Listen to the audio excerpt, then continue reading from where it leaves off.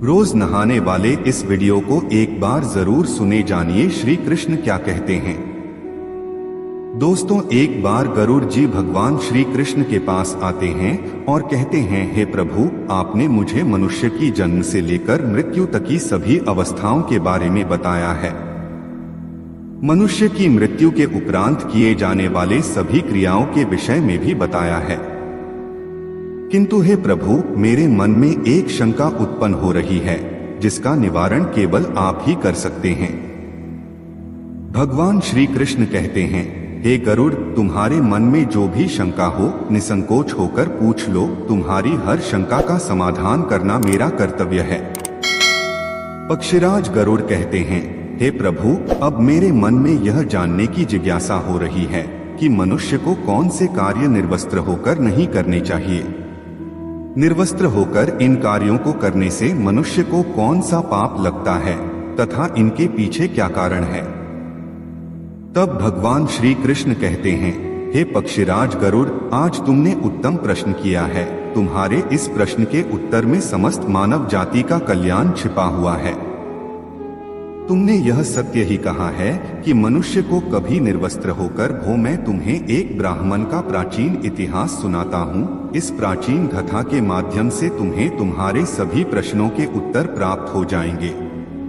इसीलिए तुम इस कथा को ध्यान से अवश्य सुनो।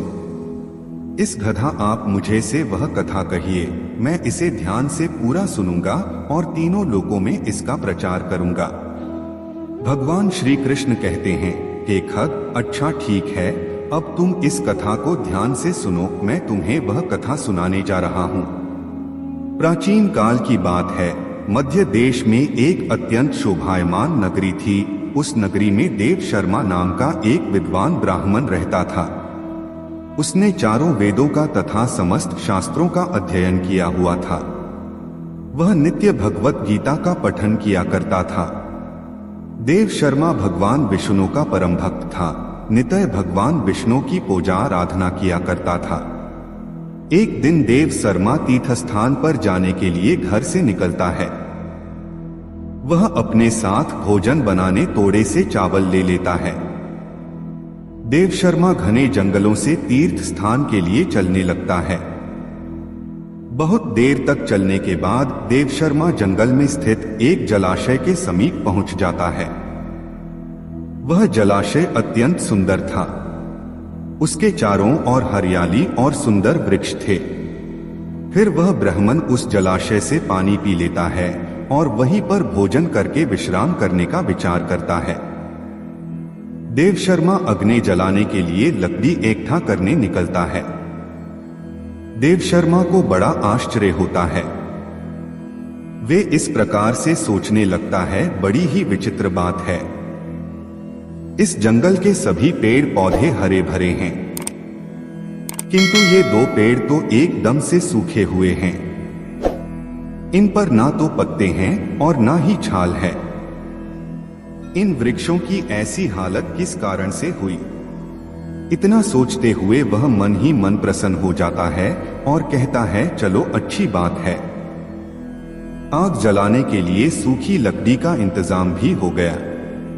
देव शर्मा उन सूखे हुए वृक्षों के पास जाता है और उनकी टहनियां तोड़ने लगता है तो अचानक उन वृक्षों से एक आवाज आती है, रुक जाओ ब्राह्मण, रुक जाओ, ये क्या अनिष्ट कार्य कर रहे हो।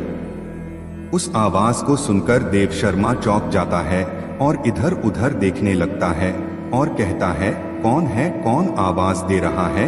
यहाँ पर तो मुझे कोई नहीं दिखाई पड़ रहा है। तुम जो कोई भी हो सामने आकर बात करो। फिर से एक बार आवाज आती है, हे ब्राह्मण देवता, हम तुम्हारे सामने ही हैं, आप ही हमें देख नहीं पा रहे हैं। देव शर्मा कहता है, हे भाई, तुम कौन हो और मेरे सामने कहाँ पर खड़े हो? मुझे तो कुछ भी दिखाई नहीं पड़ रहा है। फिर से वह आवाज आती है, हे ब्राह्मण देवता, आप जिस वृक्ष की टहनी तोड़ रहे हैं, मैं वही वृक्ष बात कर रहा हूँ, किंतु आप मुझे पहचान नहीं पा रहे हो। देव शर्मा ब्राह्मण घबरा जाता है और इधर उधर देखने लगता है ये प्रभु की कैसी विचित्र लीला है। देव शर्मा उन मृत वृक्षों से कहने लगता है, हे वृक्षों, तुम कौन हो और तुम मनुष्य की वाणी में कैसे बात कर रहे हो और तुम्हें वृक्षों का शरीर कैसे मिला। तुम्हारे समीप इतना बड़ा जलाशय होने के बावजूद भी तुम सूखे हुए हो और बाकी सभी पेड़ पौधे हरे भरे हैं। आखिर ऐसा कैसे संभव है। देव शर्मा की बात सुनकर वह पेड़ बोलने लगता है, हे ब्राह्मण देवता, हमारी ऐसी दशा हमारे कर्मों के कारण ही हुई है। हमने पिछले जन्म में जो पाप किए थे उसी का फल भुगत रहे हैं। देव शर्मा कहता है, हे वृक्ष, कृपा करके आप मुझे आपके पिछले जन्म का वृतांत सुनाइए। तब वह वृक्ष बोलने लगता है, हे ब्राह्मण देवता, अब हम आपको हमारे पिछले जन्म का वृतांत सुनाते हैं। पूर्व काल में मैं धनेश्वर नाम का वैश्य था और ये मेरी पत्नी दुर्मति थी। हम दोनों ही कांचीपुरी में निवास करते थे। मेरा स्वभाव अत्यंत दुष्ट और क्रूर था। मैं लोगों को ब्याज देकर धन कमाया करता था। मेरी पत्नी भी अत्यंत क्रूर और दुष्ट स्वभाव की थी। उसने कभी अपने द्वार पर आए अतिथियों का सम्मान नहीं किया। हमने कभी दान धर्म भी नहीं किया। सदैव ही दीन और गरीब लोगों को सताया करते थे। उस समय हमारी कोई संतान नहीं थी। हम दोनों ही संतान सुख प्राप्ति के लिए भोग विलास किया करते थे। हम निर्वस्त्र होकर स्नान किया करते थे और निर्वस्त्र होकर ही शयन किया करते थे। अनेक वर्षों तक भोग विलास करने पर भी हमें संतान सुख प्राप्त नहीं हुआ। मैंने कभी अपने पूर्वजों के लिए श्राद्ध नहीं किया, कभी तर्पण नहीं किया, उनके लिए कभी दान धर्म भी नहीं किया, जिस कारण से मेरे सभी पूर्वज रुष्ट हो गए, जिससे समस्त देवी देवता और पितृ भी हमसे रुष्ट हो गए। इस प्रकार से अनेक वर्ष बीत जाने के पश्चात हम पुत्र प्राप्ति की कामना से तीर्थ यात्रा पर निकले। रास्ते में जाते समय एक नदी किनारे हमने निर्वस्त्र होकर संबंध बनाया। दुर्भाग्य से उसी नदी में डूबकर हम दोनों की मृत्यु हो गई। मृत्यु के पश्चात हमें ले जाने के लिए यमराज के 2 दूत प्रकट हुए। वे दूत हमें पकड़कर यमपुर ले गए। यमपुरी का दृश्य अत्यंत भयंकर था। यमराज विशालकाय सिंहासन पर बैठे हुए थे और उनके पास चित्रगुप्त बैठे हुए थे, जो यमपुरी में आए हुए प्राणियों का लेखा जोखा निकाल रहे थे। जब मेरी बारी आई तो यम के दूतों ने मुझे यमराज के सामने खड़ा कर दिया।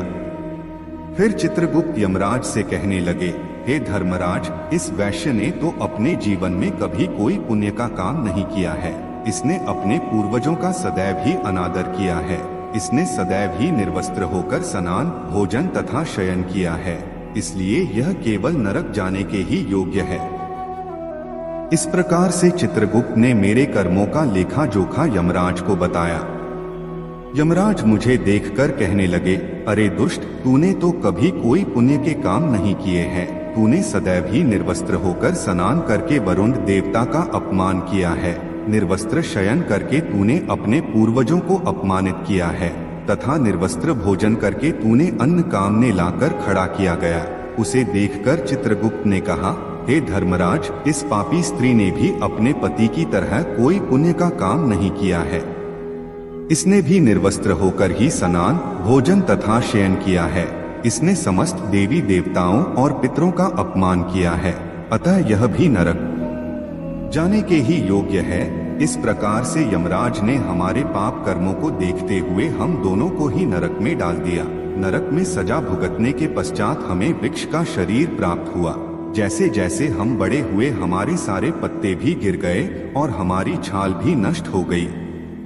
निर्वस्त्र कार्य करने के कारण इस जन्म में वृक्ष के रूप में हमारा वृक्ष रूपी शरीर भी नग्न हो गया और हम कष्ट भूकेट कर भगवान विष्णु की प्रार्थना करने लगा और वृक्ष बने उस वैश्य और उसकी पत्नी की मुक्ति की कामना करने लगा। देव शर्मा कहने लगा, हे प्रभु, मैं अपने भगवत गीता के पाठ का पुण्य इन वैश्य पति पत्नी को प्रदान करता हूँ। कृपा करके आप इन दोनों को मुक्ति प्रदान कीजिए। इतना कहते ही वे दोनों वृक्ष धड़ाम से टूटकर जमीन पर गिर पड़े और उसके अंदर से अत्यंत सुंदर वस्त्र परिधान किया हुआ वैश्य और उसकी पत्नी प्रकट हुए। फिर उस स्थान पर भगवान विष्णु के 2 पार्षद प्रकट हुए और उन दोनों को दिव्य विमान में बिठाकर दिव्य लोक को चले गए। इस प्रकार से भगवत गीता के पठन का पुण्य प्राप्त करके वह वैश्य और उसकी पत्नी दोनों को ही मोक्ष की प्राप्ति हुई। भगवान श्री कृष्ण कहते हैं, हे पक्षीराज, मनुष्य को कभी भी निर्वस्त्र होकर भोजन, शयन और स्नान नहीं करना चाहिए। निर्वस्त्र स्नान करने से जल के देवता वरुण का अपमान होता है।